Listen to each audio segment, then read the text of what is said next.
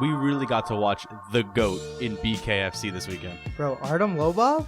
Man, this is something we haven't really been able to watch a lot of, but we actually got to see the former GOAT himself. Former? Okay. Former? All right. The former UFC GOAT. Former? He's always going to be the GOAT, my guy. He's still the GOAT. Artem Lobov, but we watched him lose. Yeah, we watched him get knocked out. Anyway, what's going on, guys? Welcome back to another episode of the No Cap Sports Podcast. I'm your host, Chris, joined by my other host. What's up, guys? Zack. Of course he's Zack. Duh. Hey, what another loaded week of sports we had. Oh, my Lord. It's been a good week. And not only that, but, I mean, we actually did a live stream on YouTube this weekend. Yeah, and on Twitch. And on IG Live, and we were everywhere. We were streaming where we could. We had fun. We were doing UFC and BKFC, some bare knuckles live streams. Got to meet a lot of people, talk to a lot of new people, get a lot of conversation out with the fans. Yeah, thank you to everybody who tuned in and gave us some feedback, gave us some dialogue. We had fun. We had a lot of fun with it. Yeah, the biggest thing is we want to get that interaction with you guys. You can reach us on the streams at the No Cap Sports Podcast on YouTube, No Cap Sports Pod on Twitch, and we post these podcasts on Apple Podcasts, Spotify, anywhere you can get the podcast, you can listen to us. YouTube especially. Yeah, so where do you want to start this weekend, Zach? Let's start with some college football. All right, what do you want to hit us up with? So, no more Tua. Wow. Okay. Big injury this past weekend in college football. Top quarterback, second top quarterback, one of the top quarterbacks in the nation, Alabama quarterback Tua Tagovailoa, plays in the final 2 minutes of the second quarter in a game where they were already up by a bunch of points, and he ends up getting injured. Yeah, his hip's destroyed, man. That sucks. So it's been said that it's the Bo Jackson injury, which, of course, we are now 30 plus years on from Bo Jackson's injury, and Bo didn't have surgery, and Tua has. We've seen the video of Tua. He's strumming along, and he's feeling good. He's feeling good. He's really high spirit. He wants to show everybody that he's going to be all right. But that's a big injury and a big loss for Alabama. And you know what? Even saying this, for the Miami Dolphins. You think Miami would pick him up? That's been their guy. I think it's been tanked for Tua since the start for them. Yeah. I feel bad for Tua. I mean, he loses year eligibility. It affects him. It affects Alabama as a program. The eligibility wouldn't have mattered. He was going to go into the draft after the season anyway. Do you think it hurts his draft stock? Yes. You do? I do. Where do you think he goes now? I still think he's going to be a top 20 pick, but it is going to be a very risky pick for a top 5 team like Miami to sit there and say, this is going to be our guy. I think it's going to be tough. You got to see what the workouts look like. You got to see probably how his hips feeling. You got to see how he's feeling. You got to see how he can throw the ball, how he can step into his passes. Can he be mobile at all? Those are all things that we're going to have to be able to see at his pro day, maybe at the combine, if he's even able to work out at those places. Did they say his timetable was 3 months? I saw something like that. I mean, it's going to vary on his tolerance at this point. He's not going to rush back for college football season. He's got a lot of time. Yeah, I hope the best for him, though. Honestly, I don't know where I'd want to see him. In the NFL, Miami needs a quarterback. Andy Dalton needs to get out of Cincy, so they might be looking for a quarterback. Chicago needs a quarterback. Well, maybe Cam. Cam said he might want to go there. You never know. I don't know. I think he's washed. I think so, too. I think he hit his prime. He's done now. He's so injury prone, bro. Yeah, it's tough. But here's what I'm very, very scared for Tua is he came into that game already injured, but I don't want him to get the tag of injury prone as well. Well, how many injuries has he had this year? He's had a couple already. It's been a rough year for Tua, and he was still putting up amazing numbers, even with injuries. His receiving core is amazing, though. His offense is a really good offense, So that helps him a lot. He does have 3 of the top 6, in my opinion, wide receivers in the nation. Oh, for sure, the number 1. Judy. Yeah. Jerry Judy. Duh. Henry Ruggs, arguably maybe number 3, number 4, and Devonta Smith, who made Stingley look like a scrub for LSU. Yeah. He was burning that freshman. Who is basically probably the 6th or 7th best wide receiver in the nation. Yeah. So Tua, unfortunately for him, he could have easily come out of that game, but it looked like he talked Saban into playing for that final 2-minute drive. Our best wishes are to him. We really hope that he has a speedy recovery, and hopefully it doesn't hurt his draft stock too much. He does have that insurance, though. Yeah, I saw that. I didn't really understand that. You want to explain that more? So there's the injury insurance that people in the draft can take. Let's say you are a top player in the draft, and you suffer an injury, and you have this insurance. If you fall past the draft stock that you bought insurance for, so let's say Tua bought it for top 5, he will then collect money based off of that. That is crazy. That's insane, bro. What? Yeah, so no matter what, he's going to get some money. But no matter what, he's getting paid.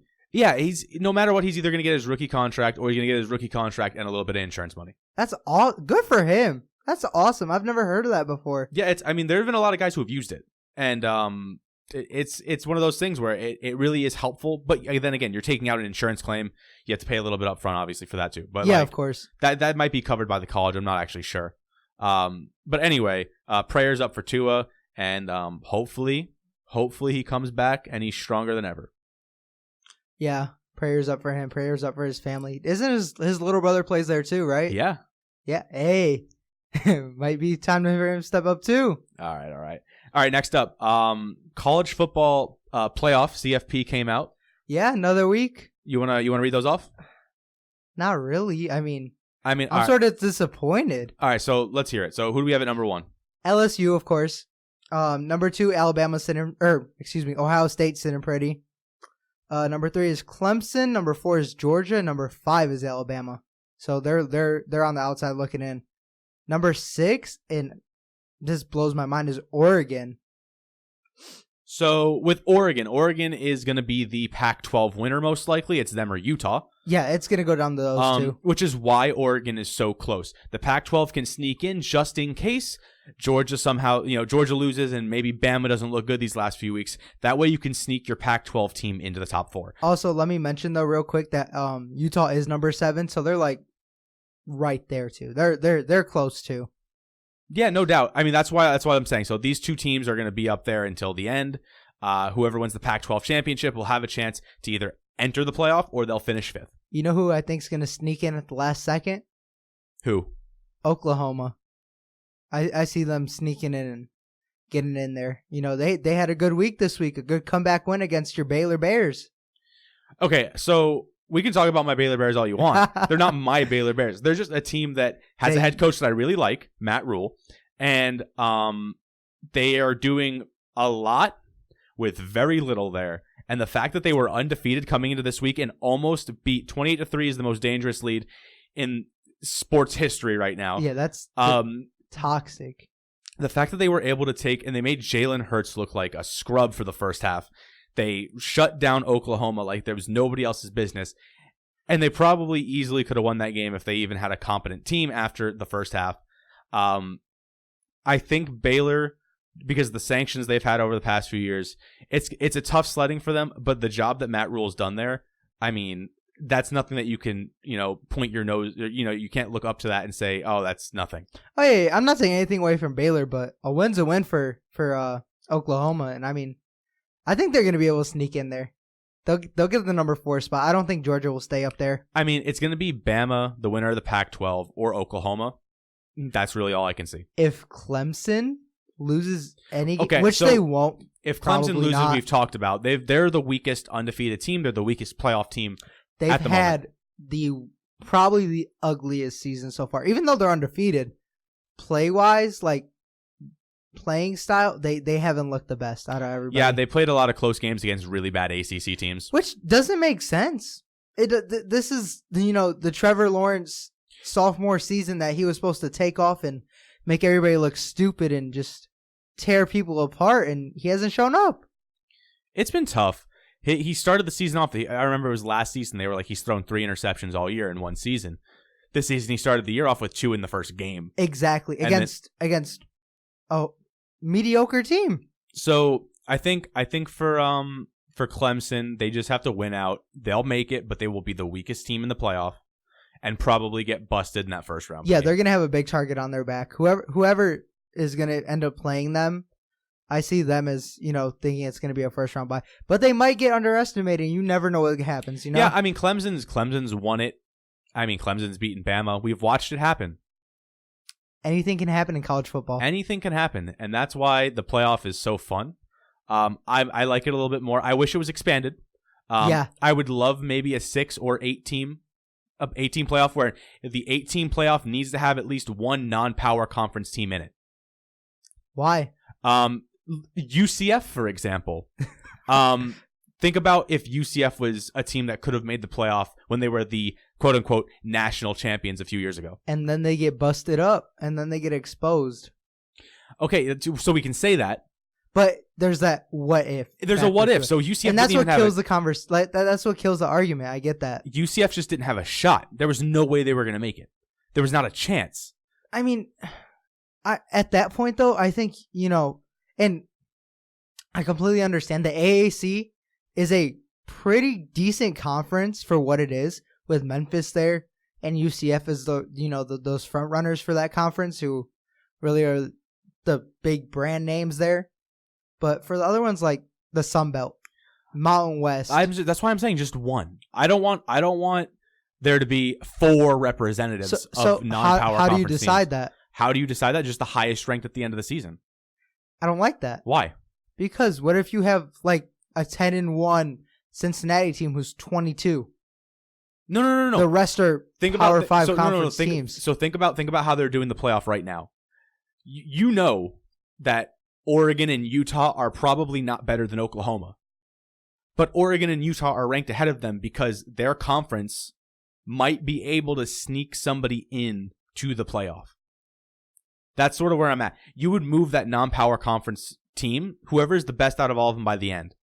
That team would just go to 8. You would rank them 8 because they're going to be the team that you have to put into that playoff. And if it was a 6-team playoff, I'd want it to be 2 teams on a bye week and then 3 through 6, sort of like how the AFC or the NFC in NFL would be. Okay, where you I have see 2 that. bye weeks and then 2 games being played. I can see that, yeah. I guess.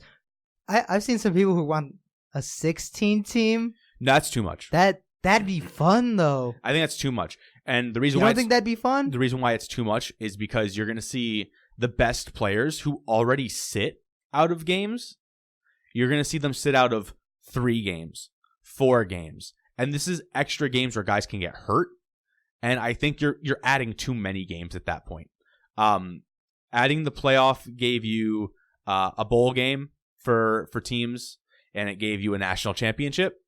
And I think if you added an extra 3 games to the schedule, you're going to compile injuries and see less guys playing.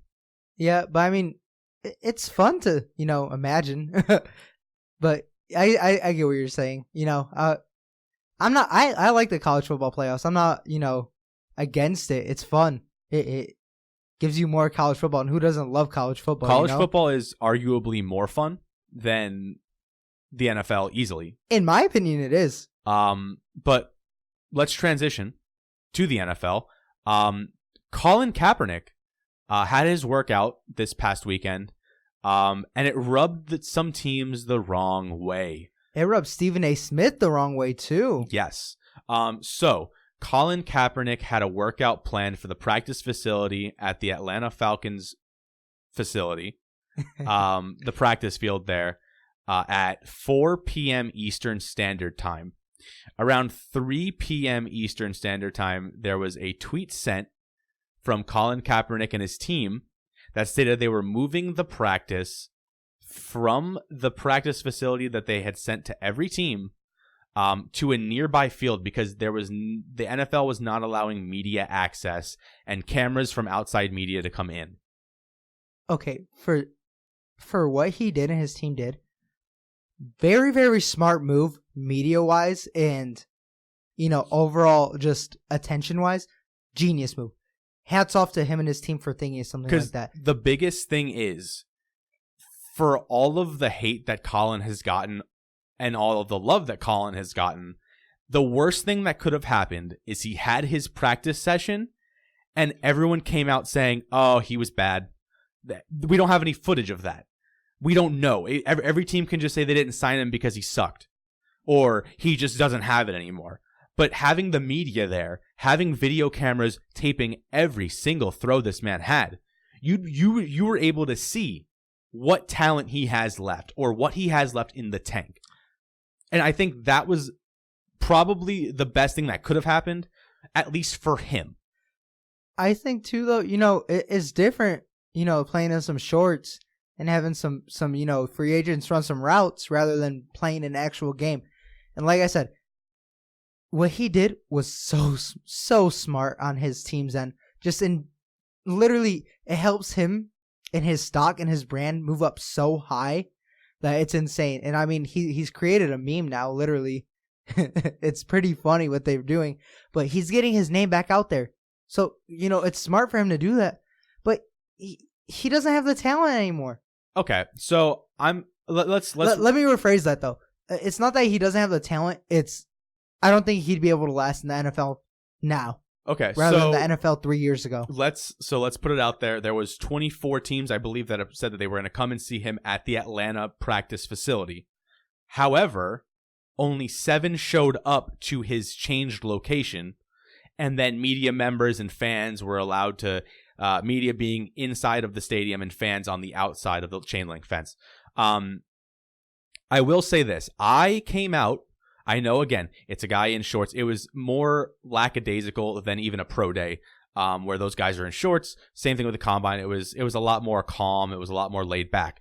My thing is, I came away saying, I do see the talent in the arm still there.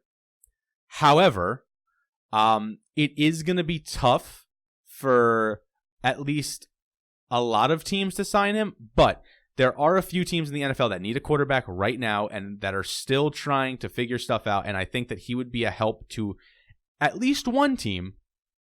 Which team is that? Chicago. Really? Chicago. I mean, so this past week, Mitchell Trubisky was benched at the end of the game with a hip flexor. He came out today, he was talking about his hip flexor. Oh, yeah, whatever. He's got a hip flexor. The fact that the Bears, they have 2 really good running backs. They have David Montgomery and Tariq Cohen. They have Allen Robinson, Taylor Gabriel, Anthony Miller. They've got a team there. They have weapons, really good weapons. And Mitchell Trubisky is not an NFL quarterback. He's a system quarterback, and the system ran out for him. And the thing is Matt Nagy had a system so good for him, and the fact that he still can't perform in that one is a problem. I think that there are some teams that should just say, hey, Colin, Cincinnati shouldn't be a team. Cincinnati's tanking for a reason. They want Joe Burrow. Miami's not a team. Miami is going to win a few games, but they've got their sight set on Tua or Herbert. Then you've got teams like the Chargers who are trending downward and they have an older quarterback. They're not going to call cap because they still have Rivers.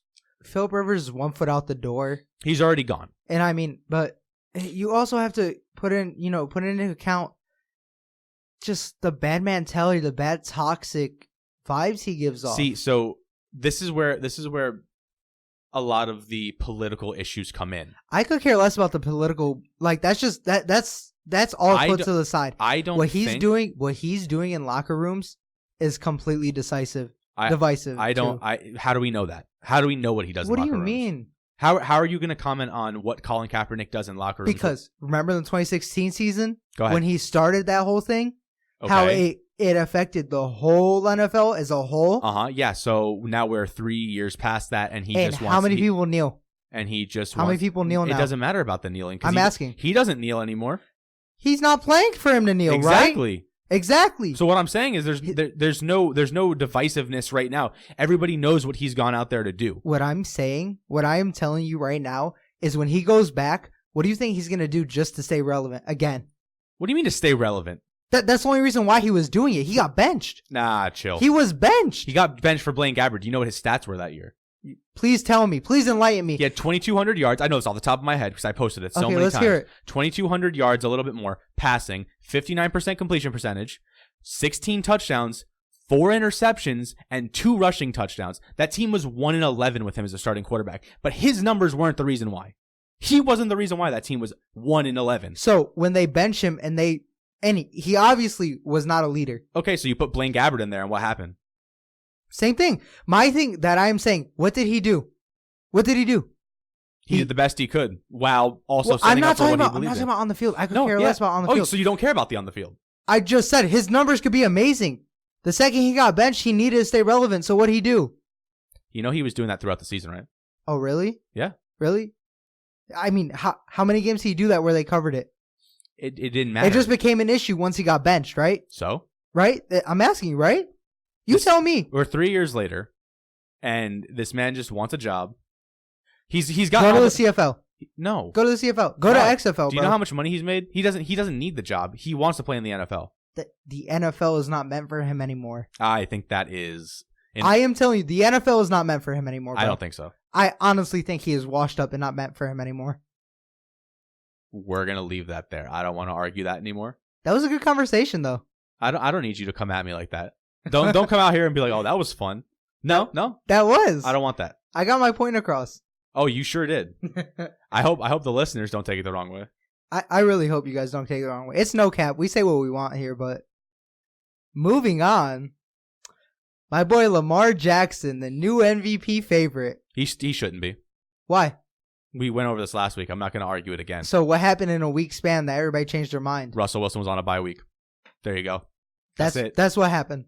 Point blank period. That Literally, was it. that's all that happened. Oh, I'm sorry. Oh, Lamar had 4 touchdowns this week. Ooh, wow. You know who else had 4 touchdowns this week? Sam Darnold. Wow, I'm impressed. Hold on, what's the record? I'm impressed. What's Sam Darnold's record? I'm not arguing Sam Darnold's the MVP. No, I'm asking. I don't care. Because this helps his MVP candidacy. His Heisman? I heard that almost slip. Yeah, it did. Yeah. Uh-huh. Yeah, Lamar should be winning a Heisman. Go back to college. Russell Wilson is the MVP. No, he's not. Okay. Hey, meet Mark Ingram out there, okay? You got an issue with it? Meet Mark Ingram out there. Mark Ingram's not even the best running back on his team. You're right. It's Lamar Jackson. You're 100% right. But exactly, he's literally a dual threat quarterback. He's a running back. Who can throw? Who can throw a little bit? Dimes? Yeah, he's okay. Dimes. You know how much percentage of the... See, let me get this a point. So, let me get this... No, hold on. All right. No. All right. No, because if you're going to argue Cap isn't a quarterback in the NFL, then let me go ahead and argue that Lamar Jackson's a running back who can throw a football, because I want to have my time to do that. He completes most of his passes to tight ends. He doesn't throw to his wide receivers. Most of his passes go to tight ends. He throws to the running back, and he runs like a running back. That's all I got to say. He doesn't throw to his wide receivers. I feel bad to be a receiver on that team. Willie Snead, I feel bad for that guy. Hollywood Brown, I feel bad for that guy. These guys are not getting targets. They have a job. Their Something job Cap doesn't have. Their job is go block for our guy and make it look like he's going to throw to you guys, and then just open up the field below for Mark Andrews. But see, that works for them. That works for him. Okay, yeah, but at the end of the day, I mean, if you're a receiver, don't get that attitude now. I don't want these guys to be me first guys now, because Lamar's the guy, and your offense is built around that. Have you heard him in interviews, though? I think, honestly, he is a really humble guy. He is really grateful for his teammates and everybody around him. I mean, I would be too if the offense was built around me. You just have some ill will towards him, do you bro. know? You know who Lamar Jackson's offensive coordinator is? Who? Greg Roman. You know who Greg Roman coached? Who? Colin Kaepernick. Who? Disrespectful. I don't even want to talk to you anymore about football. God. We're done. We're done with football. No, we're not. Move on. No. Move on. No, we're not done with football. We All got right, go ahead. we got some more to talk about. What? Your New York Jets. Okay. How you feel about them? Sam Darnold. That's it. Point blank period. Defense sucks. Sam Darnold's good. Cool. Bye. Okay. What do you think about Jamal Adams? Jamal Adams, I mean, he's got 6 sacks. Cool, man. Trade him. 2 first-round picks. Trade him to where? Anywhere.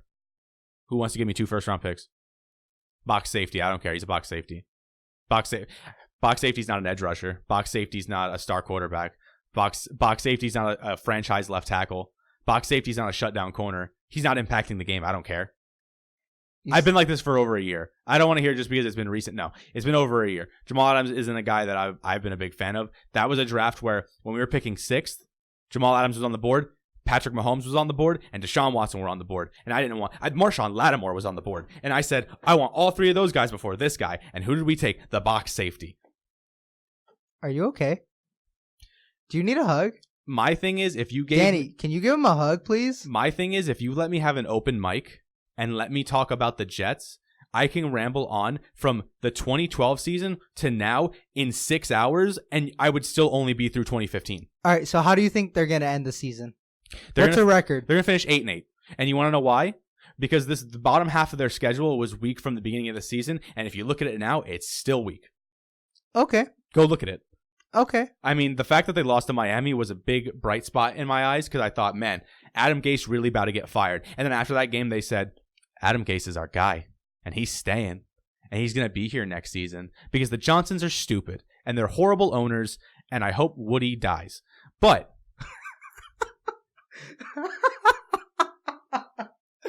do you mean that? I hope he sells the team. Do you mean that? I hope he sells the team. You better apologize to him. I'm not apologizing That's to Woody Johnson. a hurtful thing. You know, Woody Johnson should listen to the fans sometimes. I mean, I'm listening to one of the fans right now. It sounds like you guys are in a good place, huh? I mean, the fact the Sam Darnold threw for 4 touchdowns last week was a positive. The only negative was that he threw for 1 interception. And a positive is that Sam Darnold's allowed to call his own plays now. And the negative is, why couldn't Sam Darnold call his own plays all season? Yeah. Why did Adam Gase all of a sudden just say, oh man, we suck. Maybe we should let our quarterback maybe do what he's comfortable doing and have him call plays that he wants to run instead of me calling some garbage. I mean, I don't know. Maybe the coach is bad. Did you let it all out now? You feel better? You think that's all of it? Well, I want you to know that's the tip of the iceberg. How about this? I don't want to talk about it anymore. I'm on the same boat as you with how I'm frustrated with my team right now. My team is the Philadelphia Eagles. I'm very frustrated with us right now. Do y'all even throw the ball to receivers? Oh my God, they drop everything.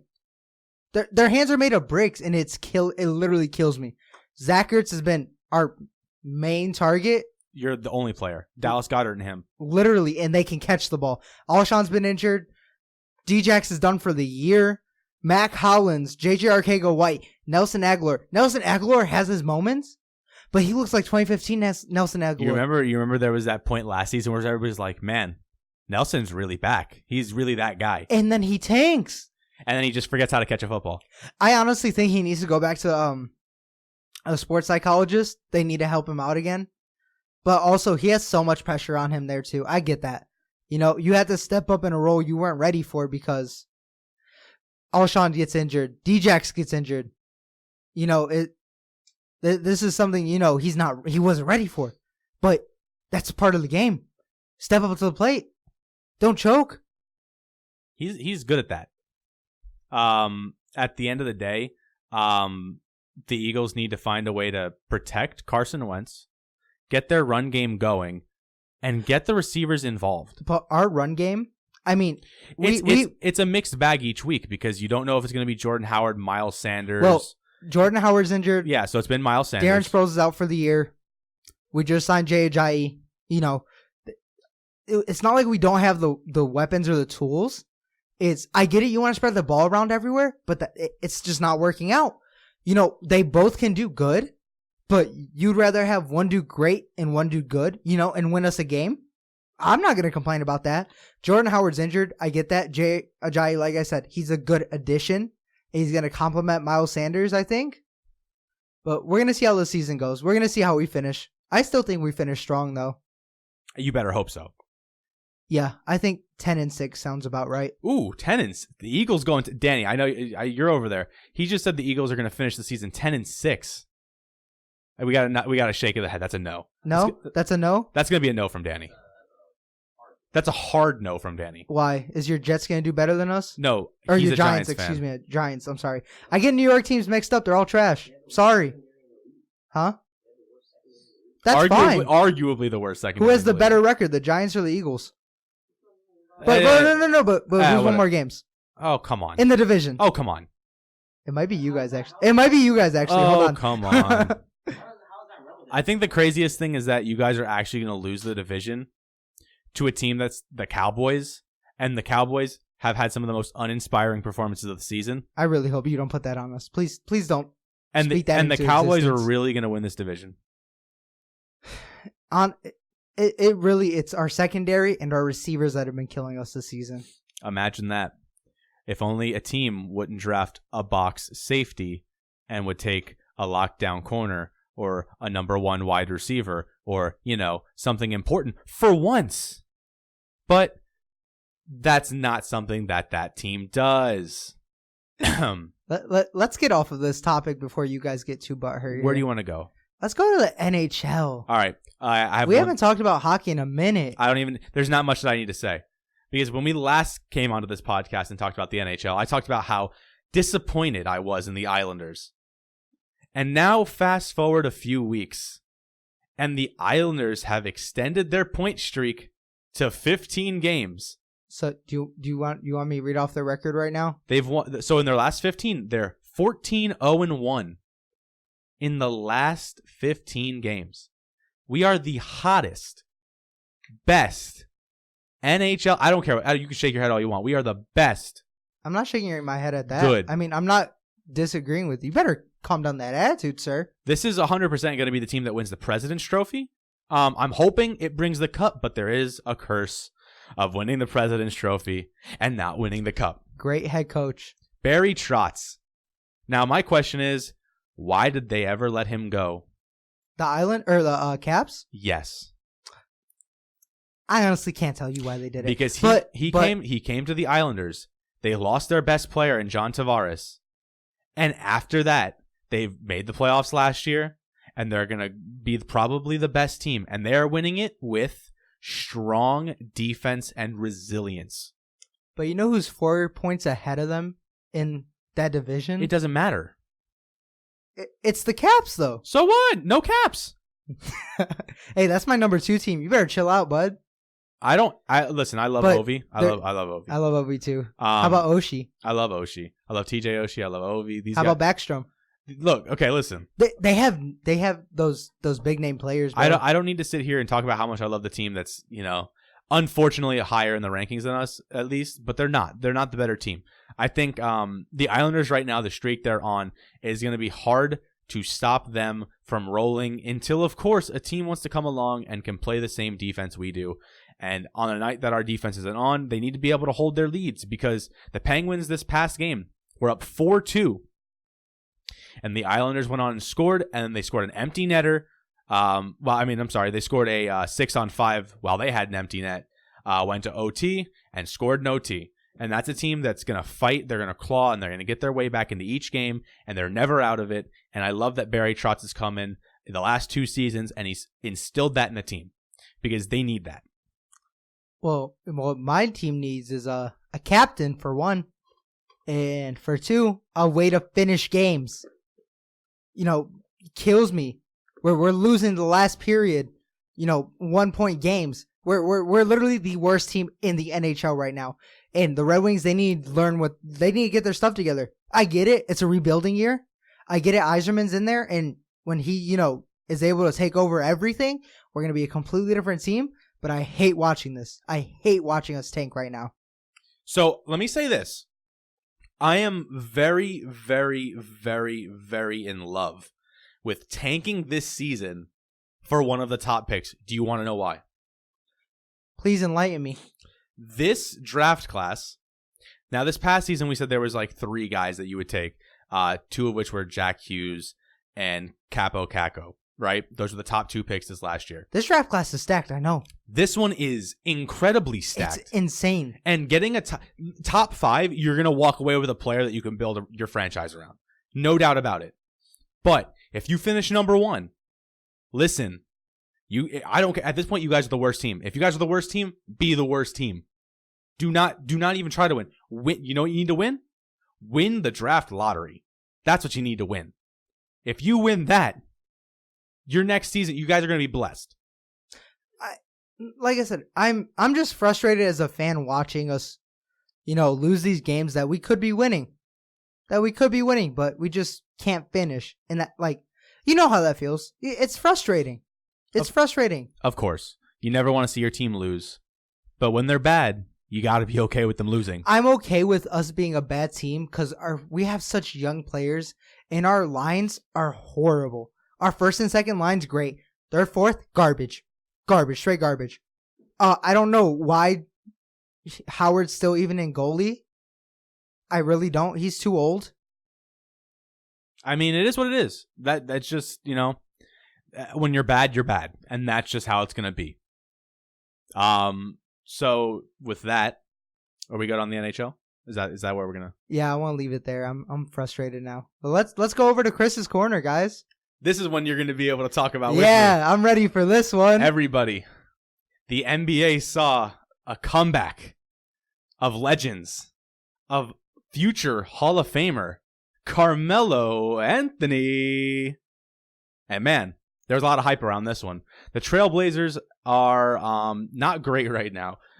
They need all the help they can get at the wing position. A stretch 4, a 3 who can do a little bit of everything. Somebody that can at least put the ball in the bucket because it's been rough for them.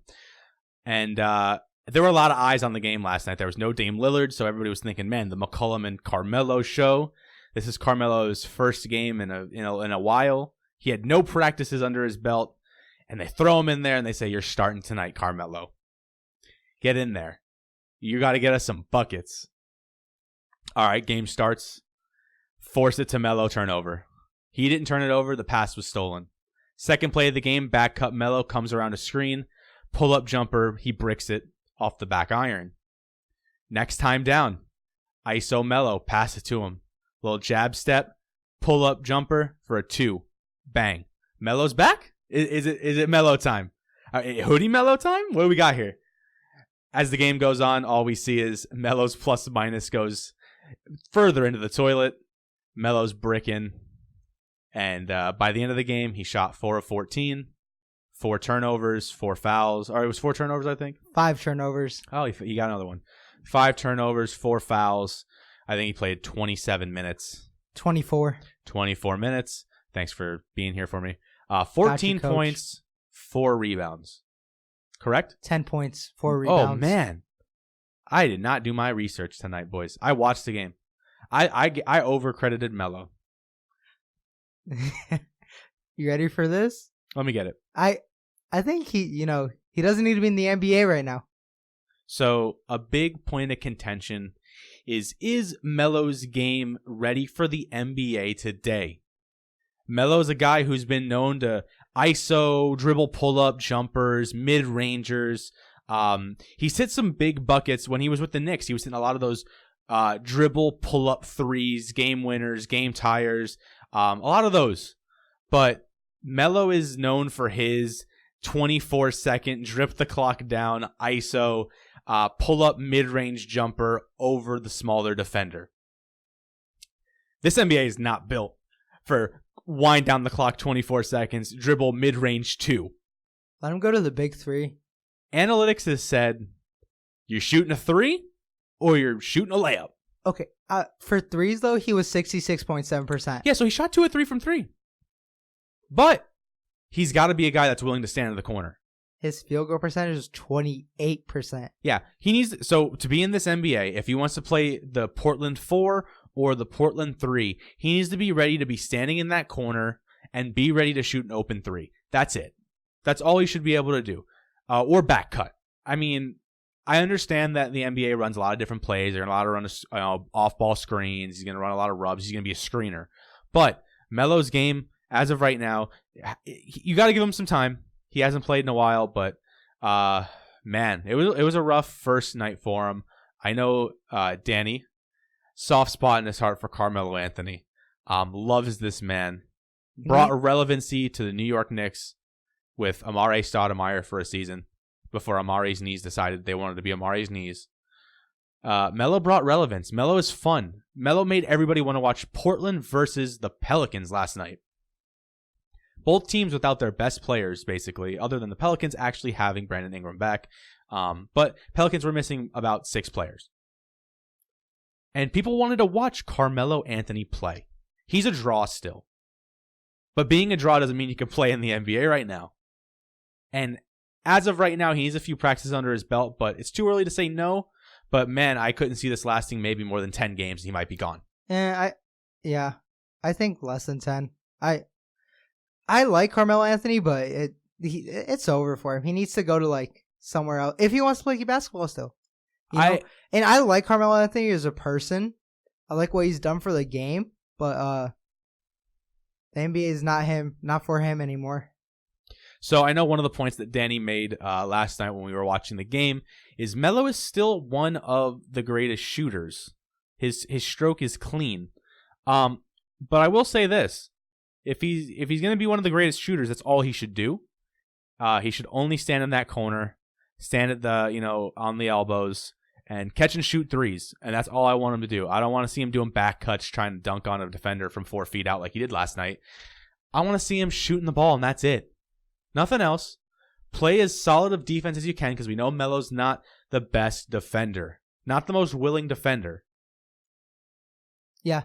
I mean, like I said, this is like this Melo that I'm watching. This isn't the Melo. Like, this is the Melo I'm being introduced to. But from what I hear, this is the Melo that was killing it in Denver and killing it in New York. You know what I'm saying? This is something I'm trying to get used to watching, but I don't think he fits in there. So this is one last time this is the one last time we're going to say it, at least tonight. Watching a guy work out in a hoodie and shorts is a lot different than actually being in a game. Yeah, for sure. And we got all the, hoodie Melo playing with the Rockets, garbage. Hoodie Melo in practice, he didn't play last season. Hoodie Melo in the offseason, slimmed down, ready to find a team, signs with Portland and gets out there, and he puts us a little bust out there last night. It was subpar. It didn't look good. It didn't. And they lost. Yeah, so it was rough, but at the end of the day, you got to give Melo a little bit of time. Give him a practice or two. Let's see what happens. I hope the best for Melo because I love Carmelo Anthony, but it ain't it, Chief, right now. Yeah, for sure. And that's all I've got to say about that for now. I think I gave some good input there. You're getting more into the basketball stuff. Basketball's fun to watch, guys. I'm surprised it's so much fun. Yeah. I know you're a guy who, when we first started talking about basketball, you're just like, whatever. It's not for me. I don't see people getting hit out there. Why you want to talk about getting hit? I love talking about getting hit. All right, that was a good transition. Thank you. That was a good transition. See, Danny, I'm learning. All right, go ahead. Where are we going? We're going to the UFC, man. What a card! So you say what a card, but I actually want to say this. How do you know what I mean by it? Disappointing card. How do you know what I mean by it? I know what you mean because we were there on the stream. God, talking about it. Disappointing card. Officiating is horrible. Judging is horrible. Disappointing card. All right, so we're talking about UFC Sao Paulo, Brazil. And man, we bought the ESPN Plus. I bought the ESPN Plus, but I don't think I can get my money back here. After a card like this, I'd want my money back. Yeah, so not even for like knockouts and like stuff like that. Just we're gonna get into it, but I just want to rip my hair out. All my hair, I want to lose it. So really quickly, let's start at the bottom and work our way up into the stuff we actually want to talk about. In the middleweight division, we had Marcus Perez getting getting a decision lost to Wellington Turman. Yeah, he's an up and comer. He got that dub. And then in the middleweight division as well, we had Antonio Arroyo taking a decision lost to Andre Muniz. That fight, I didn't agree with that decision. No? Muniz just pulled guard and wanted to stay on the bottom. Arroyo's trying to get something going. So total strikes-wise, Muniz almost doubled. He had 85 to 47. In takedowns, Muniz was 3 of 7, and Arroyo was 1 of 1. Submission attempts, Muniz had 2. I mean, from the statistics, it looks like Muniz dominated. Yeah. I mean, and I think with this decision, a lot of fans started booing this decision. I mean, again, I think it was a lot closer than what they had it though too. I guess. I watching it live reaction wise, I think that's why. All right, Stats say something different, but I think live reaction we're taking it at face value. That's how I saw it. The only knockout on the main card we had in the lightweight division, Charles Oliveira knocking out Jared Gordon. This was a fun fight. This is a fighting night, basically. Honestly, I mean it took a minute and 26 seconds into the first round. I'm sorry, it took until a minute and 26 seconds left in the first round for this fight to end. No, I don't think so. I think it was sooner than that. I think it was just a couple minutes in. Yeah, a minute and 26 seconds. Oh, they okay. Yeah. I misunderstood what you said. Yeah, okay, it took I a got minute you. I got you. and 26 seconds into the first round for this fight. Okay, I got you. Oliveira looked good. Yeah. He looked great on his feet. You remember what you said to me. You're like, wait, how old is Charles Oliveira? You remember that? Yeah. The fact that Charles Oliveira, you feel like he's been fighting forever, and he's only 30. And he's 28-8. That's not a bad record. Yeah, this was his fight. It definitely looked like from the start he looked like he was going to be the guy that was going to probably control the whole fight. And he did. He dictated everything. And that, oh my God. The knockout. That straight left that dropped him. It just took him out. And then that uppercut, that follow through. Oh my Lord, bro. Oh, beautiful, beautiful hand movement. Beautiful head movement. Beautiful hands. And literally, this is a guy that's known for submissions? Yeah. A guy that's known for submissions, knocking people out cold? What a fight. What a show by him. Especially in Brazil.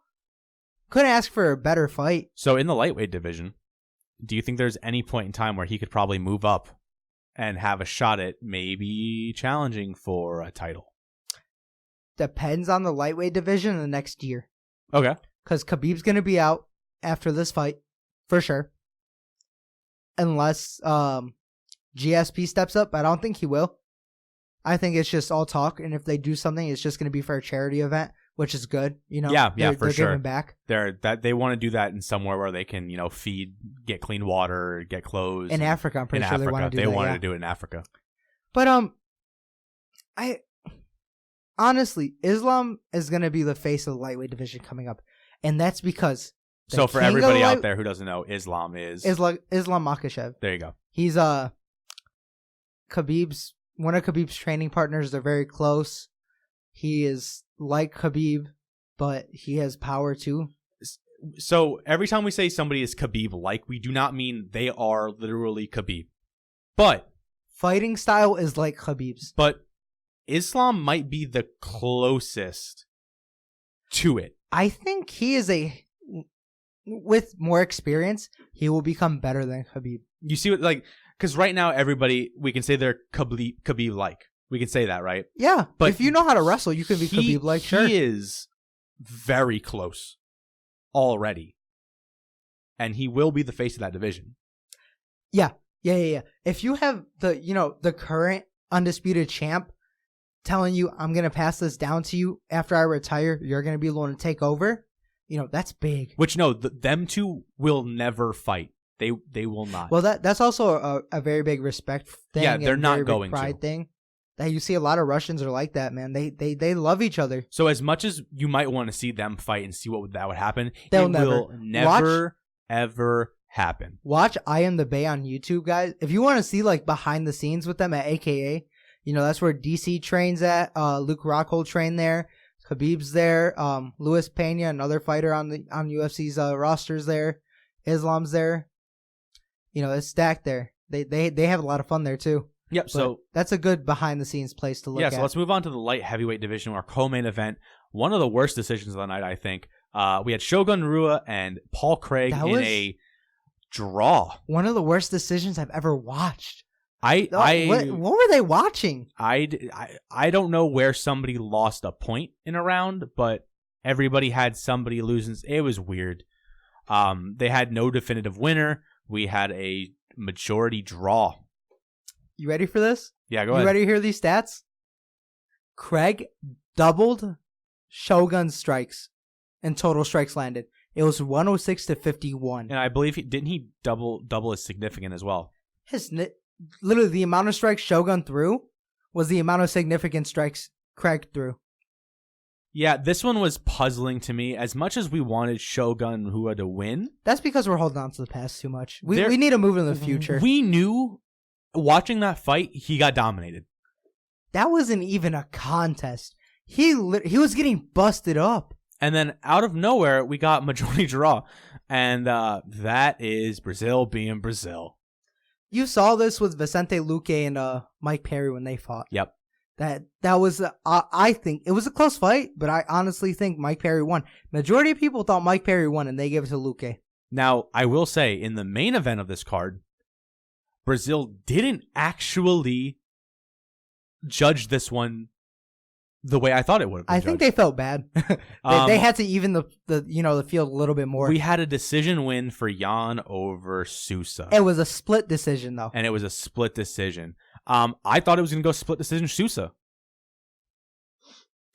So, looking at the stats here, you ready for these?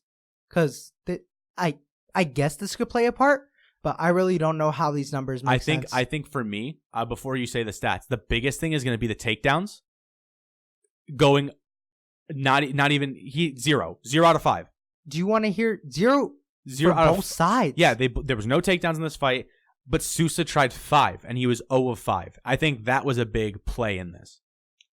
Total strikes landed, Jan doubled him. It was 105 to 56. Percentage wise though, Sousa hit on a better percentage. 63%. Yeah. And Jan hit 50% of his strikes. Not bad. No, not at all. Significant strikes, 71 to 20. But they both hit the same percentage, basically 42. Exactly. But I think this fight was a lot of clinch, a lot of hugging. Yeah, it got slow. But who was doing more damage in the clinch? It got really, really slow, which is it disappoints the UFC fans who come in and want to see action. The casual. And for guys like you and me, we can see the clinch and say, wow, he's got a lot of, we said, what was it, 3 rounds of just clinch, basically. But he did work in the clinch. Yeah. You see his foot at the end of the fight. You see Jan's foot is busted. Like shattered. Busted. Which is why I thought he lost the fight. I felt like in the clinch, it just felt like Sousa was doing a little bit more on body parts that you wouldn't see the damage on other than the foot. But Jacare also looked fine. After that fight, Jacare looked perfectly fine. And he said something interesting. He said, whenever it goes to the judges, it never goes my way. And to that, if I wanted to be, a nitpicker, just straight critic, don't let it go to the judges anymore. I could say that. But honestly, this guy doesn't have luck with the judges. He doesn't. That's true. He doesn't, and he's a good fighter. But you saw that trend, and it happened again, where middleweight moves up to light heavyweight and doesn't succeed. They're currently 0 for 3. Yeah. And Jan's killed 2 of them. For sure. So you think, what do you think Jan is right now? What do I think? What would you consider him for the light heavyweight division? I mean, he's getting close to a title shot. That's really, I would say he's probably 2 fights away. Who do you think he fights next? You're better on picking fights than I am. Okay. Who I think he should fight next? Who do you think he should take next? Corey Anderson. Yeah, that's what you said on the live stream. Him versus Corey, great fight to watch. If Corey beats him, Corey gets a title shot, no matter what. But if he beats Corey, what happens? He beats Corey, they're going to have him fight Dominic Reyes. And then if he beats Reyes, he gets a title shot. Yep. So 2 fights away. Yeah. Yeah, 100%. Yeah. I think it's because Corey has a bigger draw because Corey has constantly bashed John Jones. Public, everywhere. Joe Rogan's podcast, everywhere. He's constantly bashed him. Yeah, for sure. And then on the same night, we watched Bare Knuckle FC 9. And that was fun. That was fun. So we're going to go over the 3 fights that we were really interested in that we ended up watching. We had Johnny Bedford defeating Charles Bennett via TKO hand injury. Yeah, he broke his hand, I'm pretty sure. Yeah, so they had to sort of just cut it. That was it. That sucks. Crazy Horse, if you guys have watched MMA the past 10, 15 years, Crazy Horse is known in Japan. He's crazy, bro. Insane. He's funny. Then we had Joey Beltran defeating Chase Sherman in a unanimous decision. A lot of people weren't happy for that. At the end of the fight, you saw how swollen both of them were. Yeah, but I think Beltran was messed up a lot more. And a lot of people didn't sound too happy about the decision, but I mean, he took it like a champ. He took that loss on the chin and just really humble guy. And then in the main event, we took sides on here. We had Jason Knight defeating Artem Lobov, round 5 TKO. And this one happened after Artem got hit, and he just decided enough was enough. and we don't know if it looked like he maybe got hit in the nose. That was such a weird knockout. He sort of got I've hit. never seen something like that before. He sort of got hit, took a few seconds to gather himself, and then just crumpled onto the ground and decided he was done. I've never seen somebody get knocked out like that before. Yeah, I mean, it was interesting. I think the only thing I've ever seen that's similar to that is the liver shots, where people get hit and then they have sort of that like, oh, and they sort of like fall down. Well, with liver shots, your brain doesn't register it right away. It's interesting. Liver shots are like, you know how like you eat something spicy and it just over time it hurts? Yeah. Slowly? That's what a liver shot does. With him, honestly, like I thought he broke his nose the way Rory McDonald broke his nose against Robbie Lawler. And yeah, that's why he gave up. That's what you said. You were like, man, it looks like he got hit. And then you watched the replay. He just got he got hit. And he was like, I'm done. I'm tired. And he's like, yeah. I'll take a nap. Jason Knight. He came out. He is a stud. He did not get hit in this one. He was the one controlling this fight. He was hitting Artem like nothing was going on.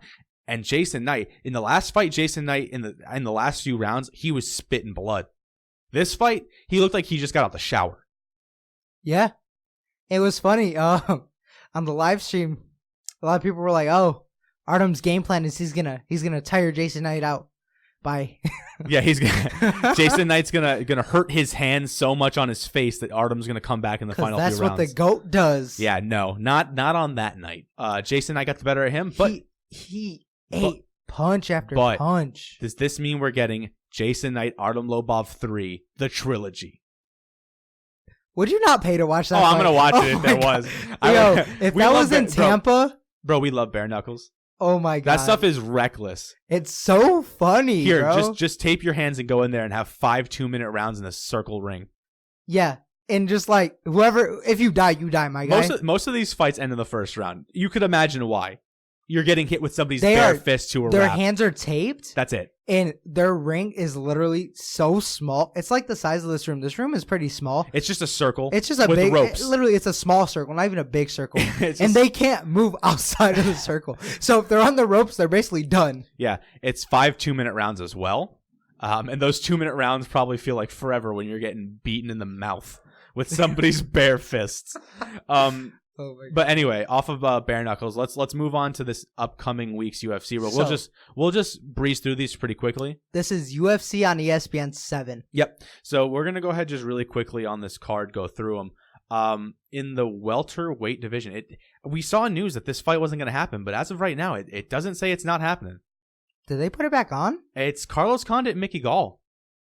I'm going to have to look into this, but it doesn't say this fight's canceled anymore. Okay, right now, if we're saying who we think's going to win this, while it's still not saying canceled, I'm taking Carlos by a long shot. Yeah, no, Mickey Gall's not my cup of tea. I don't think he's a good fighter. Carlos is 35. I don't care. He's older. He's still better. He going to mop the floor with Mickey Gall. You saw what Diego Sanchez did to Mickey Gall? Yeah. Without a coach? Come on. In the bantamweight division, we have Geraldo de Freitas Jr. versus Song Yadong. I think Song will have a big win here. Help him out. I'm going Geraldo. Okay. In the women's bantamweight division, we've got 2 of the sort of middling women's bantamweights. We have Aspen Ladd and Yana Kunitskaya. I am taking my baby Aspen Ladd. I love Aspen Ladd so much. Man, we've got a lot of the same favorites. Yeah, for real. It's sort of weird. I just want her weight cut to be a lot better than last time. That killed her, man. I feel so bad for her, but I think she gets it done this fight. Yeah, I mean, the winner of this will probably move out of that 8 to 12 range where they're at right now in the women's bantamweight division. They'll probably move up to probably 6, 5, get towards maybe being 3 fights away, 2 fights away from. Yeah, they're not ready for a potential for a title shot. Yeah. In the heavyweight division, we've got the mild, tall man, Stefan Struve versus Ben Rothwell. Both these guys, I didn't know they still fought. Stop making me laugh. I didn't know both these guys still fought, I'll be honest. Ben Rothwell's going to knock him out. Probably. 6'9" Steven Struve, 31 years old versus 38 years old. Like he's 31. It sounds insane that we think he's retired. I know, it's crazy. I'm going to take Struve, though. I'm taking Ben Rothwell. Just because he's just going to knock him out, bro. He's going to fold him. In the women's strawweight division, we've got a co-main event of Marina Rodriguez versus Cynthia Calvillo. So a 12-0-1 Marina Rodriguez versus an 8-1 Cynthia Calvillo. This should be a good one. It's a co-main for a reason. Yeah, this is going to be fun. What do you think? So it's fun, but I'm going to take Marina Rodriguez. So these girls are practically identical. They're both the same age. The only thing Cynthia has a 1-inch reach disadvantage, and a 2-inch height disadvantage. but that don't really mean nothing with these girls. No. They're some brawlers, man. Yeah, so who you got? Cynthia. All right. And then we're getting to the main event. We got the Reem. Alistair Overeem is back. And he's going against the guy who took this fight on short notice, Jairzinho Rosenstruck. We tried. All right, so who do you have and why? The Reem getting knocked out. Oh, no. Oh, no. Not the Reem. This is how he ends his career, by flush knockout. No, Reem's beating Jairzinho. He's going to be 9-1 after this fight, and Reem's going out on top. Nah. Reem's going out with his hand raised. Is this steroids over Reem or regular over Reem? This is 20... I hope he's 2011 Uber Reem coming into this one. I just want him to be jacked one time. This is Chris's favorite period of fighter. Yeah, when it's it was like 2000, 2012 Brock Lesnar. It was like 2010 to like 2013 Uberim, where he was just jacked, and you were like, man, this guy there's no way he's clean, and of course he wasn't, but like he was just tearing everybody up, and then everybody, Brock was also juicing, and when Brock's not juicing, what did I say he looked like? He looks like a fat boy. He's pudgy. He looks like he has a dad bod. He's still a little bit smaller than DC, but he's very DC like when he's not DC would up. mop the floor with him. Wrestler versus wrestler, but one's a lot better than the other. DC would mop the floor with him, hands down. So I mean, this card, I'm interested in watching it. I definitely like watching top to bottom. I want to see Carlos Condit in the ring. I want to see Aspen Ladd in there. I want to see Struve and Ben Rothwell, two old men, get at it. I want to see the women's strawweight division maybe get a new, contender coming up soon. And obviously the Reem back in the ring. He's getting knocked out. All right, whatever. But it's sad. We're not going to be able to watch this together, Chris. That's not my fault. Yeah, I'm sorry, guys. I'm going to be in Michigan for a couple weeks, but... He's going away, so I get to watch the fight and write my notes on the fight. And hopefully he watches the fight, and maybe he'll FaceTime me from Michigan. I may be in the middle of the woods hunting. I may not be. I don't know, but we're going to figure it out, and we'll keep you guys updated on our social media and everything. Of course. So let's finish it off with... my fighter to watch. And if you guys know who I am, you guys will know I love this fighter very much. Very big fan of him. This is Sugar Sean O'Malley. Oh, yeah. Huge fan of Sugar. Love him to death. Think he's a great fighter, a nice, good up-and-comer who got screwed over by USADA. Hey, what happened with him? He got popped for something we talked about before. Hey, didn't he get popped with something similar to somebody else getting popped recently, but then they got unpopped? Are you talking about Nate Diaz? Yeah. The issue with Nate Diaz? Yes. Yeah. It shows how the favoritism with USADA goes. It's the same thing. Wasn't O'Malley like undefeated? He still is. He's 10-0. Exactly. Yeah. He's 10-0, and he's was found off Dana White's Contender Series, which is awesome, For sure. And it's so interesting watching him fight because he's so lengthy for a bantamweight. He's a big bantamweight, and his style is he annoys you because he keeps constantly jab, jab, jab, jab, hook, jab, uppercut, jab, jab, but he keeps you at distance, so you get frustrated. The more frustrated you get, the more dumb mistakes you make. And a lot of his punches, he doesn't have a lot of power behind them. They're just... What's up? Do you think, because he is a bantamweight, and he's a fairly long bantamweight, do you think he would ever have a chance of beating Henry Cejudo? Not right. Cejudo? I don't know why you keep calling him Cejudo. Cejudo, yes. Sorry, I'm white. Not at this point in his career. J's. He's still young. He's still too young. So do you think, let's say O'Malley comes back, he's got a few fights under his belt, and Cejudo is still the champion. If they ever have a fight, do you think in, let's say, 3 or 4 fights time after O'Malley got a few fights under his belt, he might have a shot? Yeah. So the thing with Sugar is his jiu-jitsu game is constantly improving. His ground game is so good. Yeah, so we've got Cejudo, who's the wrestler. Cejudo! He's the wrestler. Yeah, the wrestler. And O'Malley's this kid who's he's fairly new to jiu-jitsu world. He's only a couple years into it, but he's making big strides. I watched one of his comps, and he was doing good up until the end where he just sloppy and got heel hooked. But it comes with time. He learns and he grows. And Sugar is, one of those fighters that's constantly learning, constantly growing.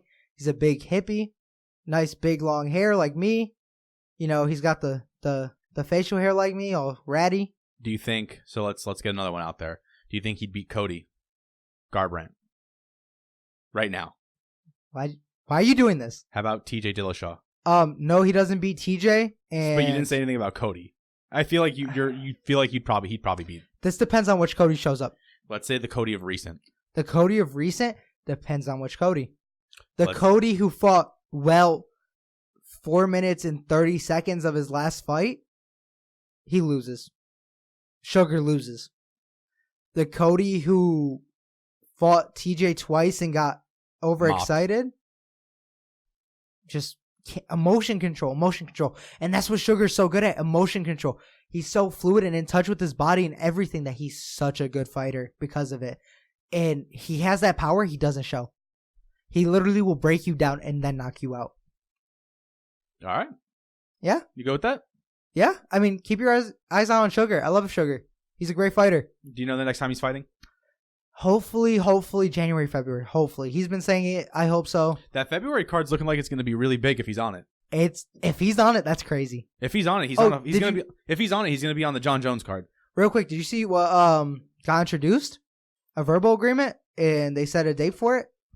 It's Derek Lewis versus Ilir Latifi. Yes, that's right. For a heavyweight bout. So that one's in February as well? Yeah. Yeah, so that's going to be on the John Jones card. No, Houston. They're fighting in Houston. Is it? I think they're going to get their own headline. Oh, okay. So that's a good fight to watch out for, guys. That's probably going to be like a fight night. Yeah, for sure. That's crazy. That's a good fight for a fight night. Yeah.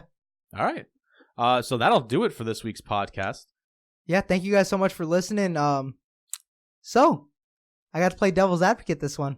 It was pretty fun. Yeah, I mean, at least there was a little bit of something on this one. Yeah, we haven't been able to have a little spicy debate in a little bit. Yeah, you guys, it's just good banter. At some point, I want this to become like Undisputed or like like one of those shows. Trying First to rip our heads off. So I can go ahead and come at you. I won't come at you hard. Yeah, I tried coming at Danny a little, but he wasn't having it. No, he's not going to have any of it. He doesn't. He looks tired. My man's not on the mic. He doesn't have anything to say back. If he had Danny, a mic, he would rip your head off. You can say whatever you want, bud. Anyway, Thank that's you guys so do much it for this episode. We want to catch you guys in the next one. You can follow us on the socials on Twitter at No Cap Sports Pod. Yeah, hit us up on YouTube, Spotify, No Cap Sports Podcast, on Apple Podcasts and Jinx. Spotify, and anywhere else you can get podcasts streamed. You can catch us on YouTube, like we said. Subscribe there, and other than that, thank you guys so much. Thank you guys for listening, and we'll catch you in the next one. Yeah, have a good night, y'all. Peace.